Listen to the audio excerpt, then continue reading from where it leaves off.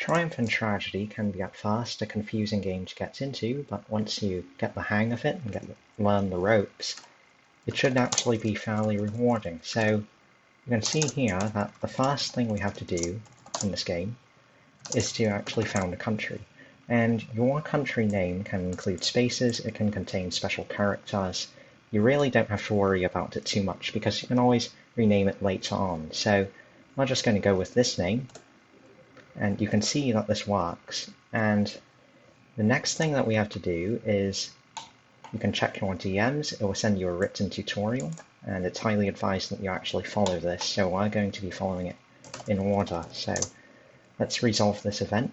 If you see something in this sort of format, in this font, that means that it's a command, especially if there's a prefix. Typically the prefix for servers will be a $sign, but in this case, because it's a private development server, it's a plus sign. So we're going to type that in, resolve 0, resolved. Okay.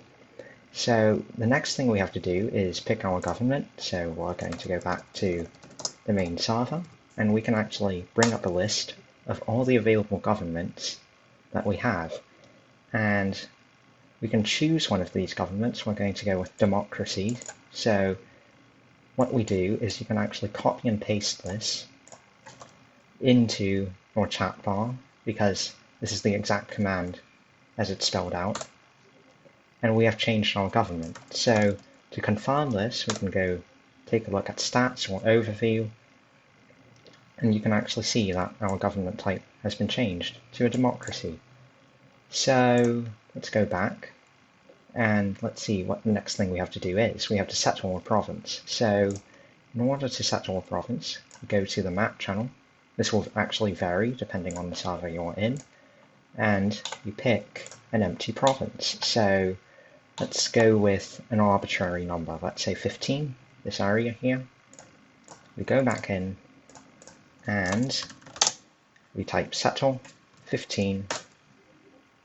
You should see a message that says you've settled this province. We go back in, and if we zoom in on 15, you can see that now our nation color is actually on that province. So your country has a province, but it still has 0 people living in it. And we can actually fix this by founding a city. So we type city new. This is also in the tutorial, by the way. And we can name it whatever we wish, similar to how we named our nation. It can have any special characters, it can have spaces. So we're going to go with this name, and we are actually going to type the same province ID that we just settled. So 15. And you can see that we have 950,646 people now. So you can go in here, you can see that. And there's a bunch of other things that we have set up. I will cover that later on.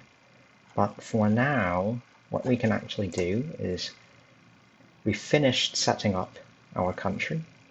So we can go back in here and we can actually customize it. So we can view our customization options.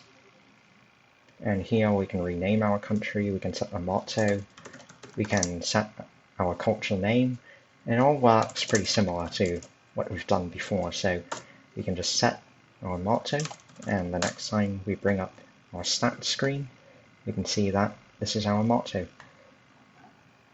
So later on I will be covering how to actually finish the setup. So you can set your tax rate, you can start researching, but that will be later on since it's too much to cover for now.